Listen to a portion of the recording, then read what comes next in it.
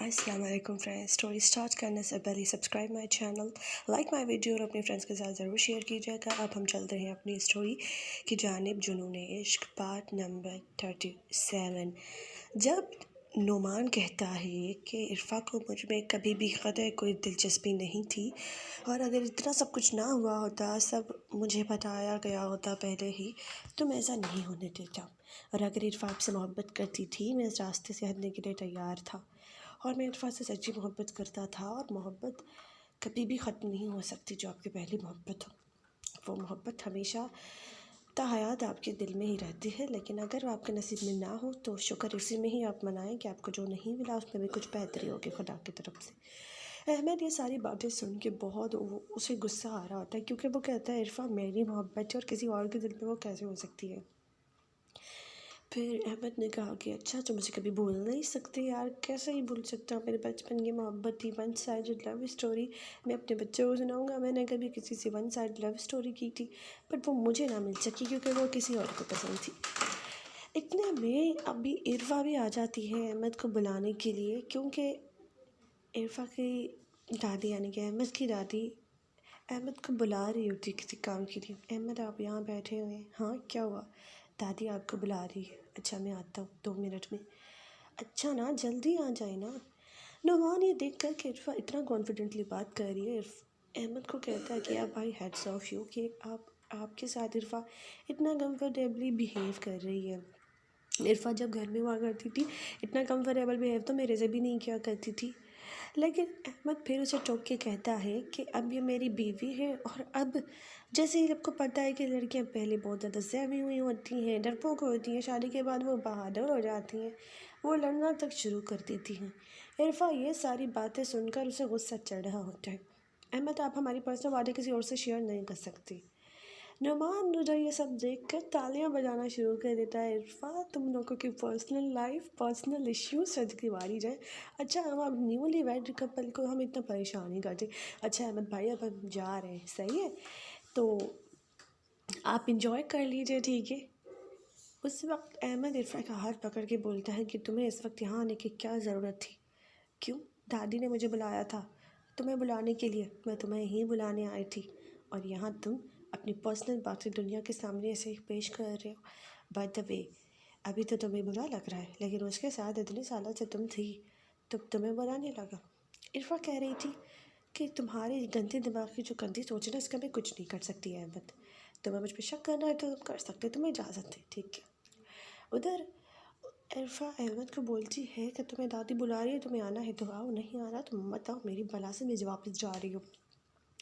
इरफा जैसे ही वापस जा रही होती है, अहमद उसका हाथ पकड़ लेता है और कहता है कि मैंने तुम्हें कहा है कि वापस जाओ, बिना मेरी इजाज़त के तुम कहीं आ जा नहीं सकती। इरफा को शदीद गुस्सा आता है। इरफा अहमद को कहती है कि मैं तुम्हारी इजाज़त के बिना क्या सांस भी नहीं ले सकती। अहमद उसके हाथ पर मज़ीद ताकत बना के कहता है कि हाँ, तुम नहीं कर सकती अपनी मर्ज़ी से कुछ भी। उसके हाथों की गिरफ्त इरफा के हाथों पे इतनी मजबूती के साथ थी कि इरफा को गोया एक पल के लिए लगा कि उसके हाथ की कलाई टूट ही गई। इरफा दर्द से किर्रा रही होती है और अहमद को बोलती है मेरे हाथ को छोड़ दो, क्या बिगाड़ा है मैंने तुम्हारा? पहले दिन से मुझे तकलीफ़ें दिए जा रही हो, मैंने बिगाड़ा ही क्या है तुम्हारा?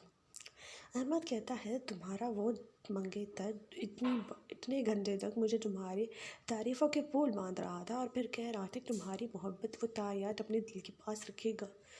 तुम मेरे साथ हो लेकिन मोहब्बत दूसरों तुमसे करते हैं और दूसरों के दिलों में तुम कैसे हो सकती हो जबकि मैं तुम्हारे साथ हूँ, तुम्हारा मजाजी खुदा। इरफा कहती है इसमें मेरा कोई कसूर नहीं था, इसमें तो मेरी फैमिली वालों का कसूर हो सकता है, और दूसरा कि वो मुझसे वन साइडेड लव करता था, और अगर मैं किसी तीसरे इंसान से शादी करती और किसी तीसरे इंसान के सामने तुम अपनी बातें ऐसे बता रहे होते अहमद, तो उसमें क्या मेरा कसूर था? मैंने तुम्हें कभी भी ग्रीन सिग्नल दिए थे अहमद? नहीं दिए थे। तुमने हमेशा अपने आप को मुझ पर मुसल्लत किया है और अब दूसरे लोगों की तरह अपनी ताकत आजमाई मुझ पर कर रहे हो, जबकि ये ताकत आजमाई तुम्हें मुझ पर नहीं करनी चाहिए। मैं तुम्हारे साथ सच्चे दिल के साथ ज़िंदगी जीना चाहती हूँ और तुम खुद मुझसे दूर जाना चाहते हो तो जा सकते हो, इजाज़त है तुम्हें जो भी करना है तुम्हें, लेकिन अगर मेरे साथ इस तरह से घर वालों के सामने बिहेव करोगे तो उसकी जवाब दे मैं नहीं हूँ मिस्टर अहमद मलिक, तुम खुद हो। और इस तरह दूसरों के सामने बिहेव करने से तुम सिवाय मेरी तजलील और अपनी तजलील की कुछ नहीं कर रहे हो। अहमद ये बात सुनकर इरफा की आंखों में आंसू देखकर वो फ़ौरन इरफा का हाथ छोड़ देता है और उसके आंसू पोंछ के कहने लगता है, I am really sorry Irfa, I am really sorry, मैं ये करना नहीं चाहता था पर मुझे गुस्सा आ गया था। इरफा उसकी सारी बातें सुन के उसे अनजानी तरीके से देख रही होती है। इतने में फ़रा आ जाती है, यार क्या हुआ, हमने तो तुझे तेरे भैया को बुलाने के लिए बोला था, तो यहाँ उसके साथ रोमांस में लग गई। इरफा वहाँ उससे बोला नहीं जा रहा होता है और अहमद उसे फिंगर पॉइंट करके कह रहा होता है कि यू मे लीव, हम आ रहे हैं। और तुम्हें किसने कहा कि इस तरह किसी की अनजान जगह पे आके इस तरह से बिहेव करने का, तुम्हें कोई भी तमीज़ नाम की चीज़ नहीं है।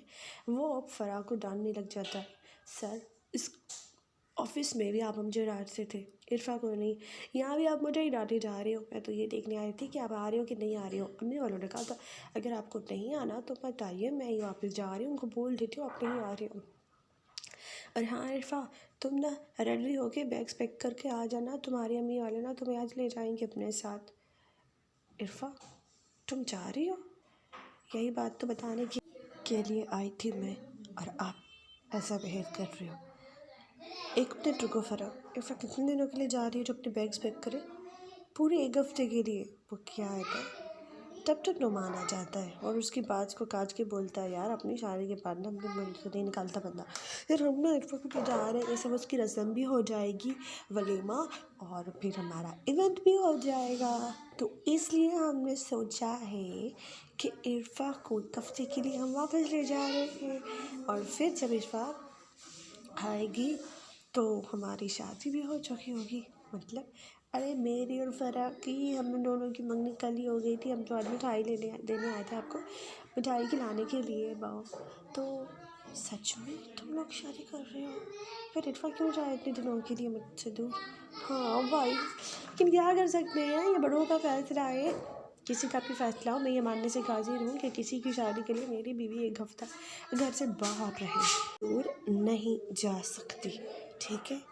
इतने में इरफा की ये सास भी आ जाती है, क्योंकि अहमद की दादी, क्या हुआ बेटा, क्यों इतना तमाशा लगा के रखा है दादी, क्या करें, अहमद भाई को तो इरफा कुछ ज़्यादा ही पसंद है, मुझे एक पल उससे दूर नहीं रहना चाहते। अहमद की दादी बोलती है कि बेटा हमने कहा ना आप सब बाहर आओ, का मतलब सब बाहर आओ। इरफा अपने आंसू पोंछकर चुपचाप जा रही होती है कि अहमद फिर से उसके हाथ को पकड़कर उसके हाथ पे अपनी पकड़ की मजबूती और बढ़ा देता है। इरफा को बहुत पेन हो रहा होता है, लेकिन इरफा फिर भी खामोश होती है। क्या हुआ अहमद, तुम्हें इतना डर क्यों लग रहा है यार, ये तुम्हारी वाइफ है, इतना पकड़ पकड़ के साथ ले जाने की क्या ज़रूरत है, ये कहीं भी चली जाए ना तुम्हारी बीवी ही रहेगी, तुम्हारा ही नाम रहेगा, ठीक है। हाँ हम तो ये इजाज़त लेने आए थे कि मतलब इरफा को हम अपने साथ ले जाएं, उसका वलीमा करें, और हम उसका वलीमा कल ही करेंगे और अच्छे से करेंगे, क्योंकि शादी और रुखसती तो अच्छे से हो नहीं भाई, कम से कम वलीमा तो इतना अच्छा करें कि सारे फैमिली मेम्बर तो मोहल्ले वाले आ तो पाएँ, ठीक है आंटी, पर मेरी एक शर्त है। क्या? अगर आपने ये करना है तो फिर एक दिन के लिए या फिर जितने दिनों के लिए इरफा आपके घर रहेगी, मैं भी आपके घर रहूँगा। ये बात कैसी है? इरफा की अपने हस्बैंड को देखकर वो जब अजीब तरह से देख रही होती तो फ़रा समझ जाती है, अरे यार अम्मी आप भी इस तरह बिहेव क्यों कर रहे हो, मेरी तो अम्मी है नहीं, दादी मेरी बूढ़ी है, उनकी तबीयत हमेशा ख़राब रहती है, कभी मैंने फैमिली में ऐसे इवेंट्स इंजॉय नहीं किए, इसीलिए मैं चाहता हूँ आपके इवेंट्स पे मैं इंजॉय करूँ, क्योंकि मैं आपका बेटा हूँ ना। इरफा की अम्मी को जब वो आराम से ये बात प्यार से समझा रहा होता तो इरफा की अम्मी कहती, ठीक है बेटा आप भी हमारे बेटे हो, मेरे 2 नहीं बल्कि 3 बेटे हैं, आप भी आ सकते हो इरफा के साथ, कोई मसला की बात नहीं है। पर मसला है ना एक, क्या मसला है? आपका घर तो बहुत छोटा है और हम आएंगे तो आपके घर में आपके बैठने के लिए भी जगह कम हो जाएगी। तो इरफा की अम्मी कहती है कि बेटा घर बड़ा होने से दिल बड़ा नहीं होता, दिल बड़ा होने से तो घर वैसे ही बड़ा हो जाता है, और शादी है तो घर में रौनकें लगी रहेंगी।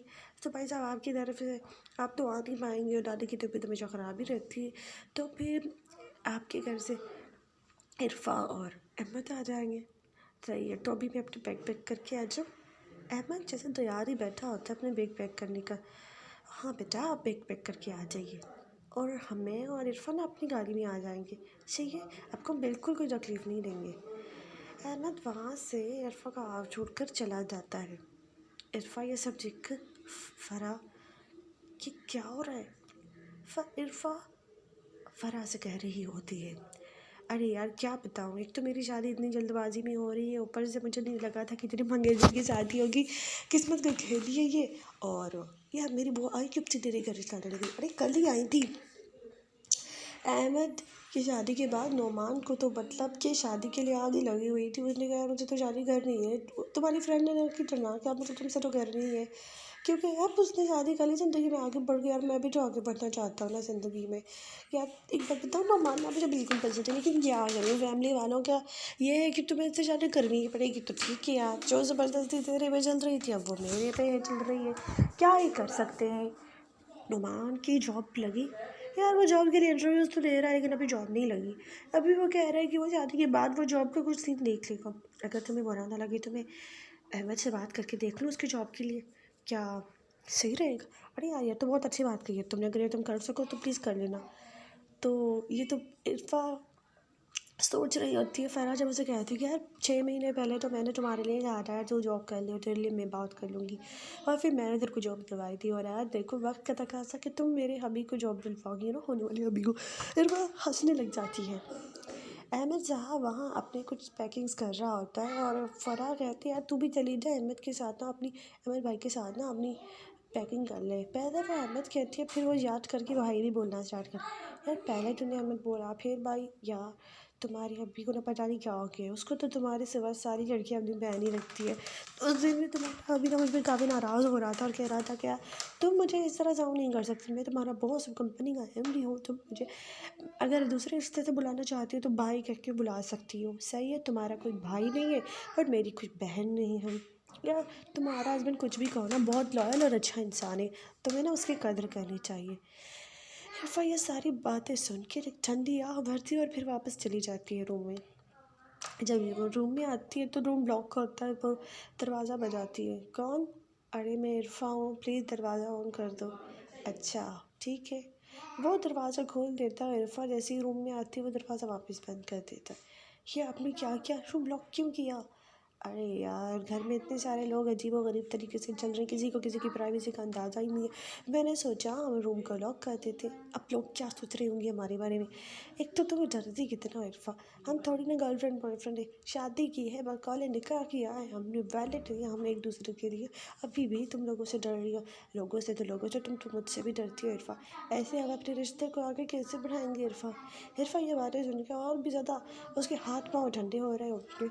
उधर अहमद इरफा की ये हरकत देखकर उसे लगता है कि इरफा को फिर से एक बार डराना चाहिए, तो वो इरफा को आगे आता ही जा रहा होता है और वो कह रहा होता है कि आज रात हम दोनों तुम्हारे घर में ही ना, तो कितना अच्छा लगेगा, हम तुम चाहो कि तुम वहाँ होंगे हम। इरफा को वो डराने की कोशिश कर रहा होता है। देखो मैं तुमसे डरने वाली नहीं हूँ इरफा, मैं भी यही चाहता हूँ तुम मुझसे मत डरो। कोई भी वाइफ ना अपने हस्बैंड से नहीं डरती है, बल्कि हस्बैंड डरते हैं अपनी वाइफ से कि वो उसे बेलन से ना मारे, चप्पलों से, बेलनों से। लड़कियाँ तो अपने, हमें तो सेवा तो अपने हस्बैंड को मारती है ना, लेकिन अभी तो मैं एक लड़की हूँ ना, कोई मसले की बात नहीं है। जब लड़की की शादी होती है ना तो वो ऑटोमेटिकली औरत बन ही जाती है, ठीक है? अभी तुम ना इतनी नन्ही बनने की कोशिश मत करो, मेरे लिए बैग पैक करो तुम। पर मैं कैसे कर सकती हूँ, मुझे क्या पता आप किस तरह अपनी चीज़ें रखना पसंद करते हैं। ओहो तुम्हें मुझे पैटर्न का कुछ नहीं पता, कोई बात नहीं मैं तुम समझा देता हूँ, तुम मेरे बैग्स पैक करना स्टार्ट करो। जब अहमद हिजरी आराम से बात कर रहा होता है, इरफा को लगता है कि जब वो नीचे इतना कुछ हुआ तो अहमद सारी बातें भूल चुका होता है, लेकिन ये इरफा की भूल होती है। अहमद उसके लिए एक ड्रेस निकालता है और कहता है कि माय डियर डार्लिंग, ये ड्रेस भी पैक कर दो, पर ये मेरी बैग में रख देना, है तुम्हारी ड्रेस, तुम्हें ना वहाँ जाके पहननी है। इरफा बहुत ज़्यादा गुस्से में हो जाती है। क्या? क्योंकि वो एक नाइटी होती है जो अहमद उसे लास्ट टाइम गिफ्ट करता है। वो ड्रेस वो जला देती है, लेकिन उस ड्रेस का दूसरा ड्रेस डुप्लीकेट वो फिर से ला देता है। क्या करूँ, वो ओरिजिनल पीस था, तुमने उसे डिस्ट्रॉय कर दिया, ब्रांडेड पीस था। और अब दूसरा तो वो आना नहीं था, क्योंकि शॉप पे मैं गया था पूछने के लिए, वैसा कोई भी नहीं था। मैंने क्या किया, यही फिर ऑरेंज कलर का ड्रेस मैंने कहीं दूसरी जगह से, पर यार डुप्लीकेट है, मुझे डुप्लीकेट चीज़ें बिल्कुल पसंद नहीं। क्या करता है, ये मुझे ज़माना कुछ ज़्यादा ही पसंद आ गया था, तो मैंने सोचा वो ख़रीद लेते हैं। अहमद, तुम्हें पता है ना वहाँ कितने सारे लोग होंगे, और वहाँ पे मैं ये नाइटी पहनूँ अच्छा लगेगा? या तुम घर पे भी नहीं पहन सकती, मेरे सामने नहीं पहन सकती, लोगों के सामने नहीं पहन सकती, तो तुम कह ही दो ना, जो मुझे मेरी पसंद अच्छी नहीं लगती, तुम पहनना ही नहीं चाहती। अहमद, तुम जो बोलोगे मैं वो करूँगी ना, लेकिन अभी नहीं। ये ड्रेस वापस रख दो, मैं नहीं पहनने वाली।